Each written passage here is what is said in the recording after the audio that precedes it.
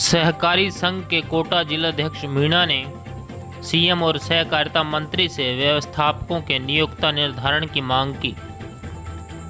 राजस्थान सहकारी कर्मचारी संघ के जिलाध्यक्ष विश्वनाथ मीणा ने राजस्थान सहकारी कर्मचारी संघ कोटा इकाई की तरफ से सीएम अशोक गहलोत और सहकारिता मंत्री उदयलाल आंजना को सहकारी संस्थाओं को आत्मनिर्भर बनाने हेतु उठाए गए कदम जैसे समितियों को गौण मंडी का दर्जा देना, समितियों के माध्यम से समर्थन मूल्य खरीद केंद्र का संचालन करवाना इत्यादि कार्य जो समिति हितों के लिए किए गए हैं, उनके लिए समस्त व्यवस्थापक साथियों की तरफ से धन्यवाद ज्ञापित किया। ग्राम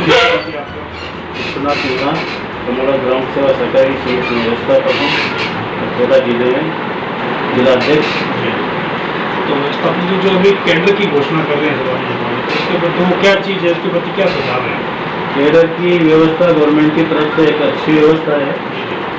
इससे क्या है कि सभी को समानता का अधिकार मिलेगा, समान वेतन होगा और सहायक और उनको भी इसमें फायदा होगा। तो सबको कोरोना महामारी आज पूरा देश जूझ रहा है इससे, इसके प्रति जैसे आपने अभी गौण मंडी का बता रहे हो आप, तो सोशल डिस्टेंसिंग वगैरह कैसे आपने ग्रामवासियों को पालना करवाई और कैसे चीज़ से आपने की? कोरोना से हमने जब गौण मंडी चलाई गया, यहाँ पे भी जब भी एफआईडी से काम किया तो बराबर दूरी बना के और सैनिटाइज पास में रखते थे, साबुन रखते थे, इसमें से हाथ धुला के एक काश्तकार को अंदर लेते थे। इससे गवर्नमेंट से ये हुआ कि काश्तकारों का यहाँ पे हमारे पास ही पूरा माल गिर गया, क्योंकि कोटा 12 एकदम कर्फ्यू लगा हुआ था, बंद था, इसलिए काश्तकारों को काफ़ी फायदा हुआ है गवर्नमेंट से। तो सर जो भी मान लो कि यहाँ तो ठीक है, समितियाँ ठीक है, बिजनेस कर रही है, तो कई जगह समितियाँ ऑन द रनिंग पे है, तो उन व्यवस्थापकों को वैसे जो अधिकार में है उनके लिए क्या होना चाहिए? कैडर होना चाहिए या बैंक या राज्य? कोई राज्य होना चाहिए, केंद्र से भी कोई व्यवस्था समितियों का कोई फायदा नहीं हो सकता। अगर ये राज्य सरकार के अधीन आए तो सभी कर्मचारियों को समान वेतन मिले और इनका भविष्य भी सही हो, क्योंकि बहुत सी व्यवस्था तो ऐसे हैं जो रिटायरमेंट होके जाते हैं तो 100 रुपये भी जेब में नहीं ले जाते। बिल्कुल। इसलिए ये तो सरकार के अधीन होना चाहिए, राज्य सरकार के कर्मचारी होना चाहिए। तो साहब आप जिलाध्यक्ष पद पे कितने सालों से? मैं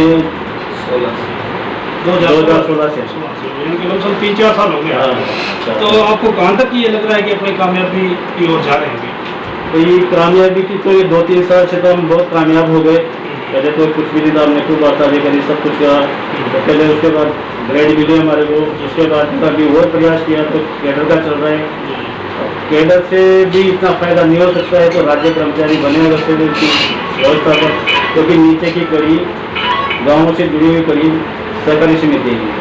जो सर अभी कर्जा माफी हो तो उसमें कई व्यवस्थापक मान लो चुनेंगे कि उनके आरोप लगे, उनके प्रति आपकी क्या सुझाव? उनके प्रति तो ऐसा ही सुझाव के नौकरी कर रहे हैं तो ईमानदारी से करना चाहिए, बेईमानी की कोई जगह नहीं है। अगर बेईमानी करेंगे उनके साथ जो हुआ वो सही हुआ, गवर्नमेंट ने सही किया। तो आखिरी सवाल सर ये है कि ग्रामवासियों के लिए कोरोना महामारी को देखते हुए क्या सुझाव देंगे ग्राम पंचायत के? गाँव वासियों के लिए तो यही है कि यहाँ पे तो सोशल डिस्टेंस रखते हैं, गाँव की इतनी भीड़-भाड़ भी नहीं रहती है, लोग खेतों में काम करते थे 1-2 ही करते हैं।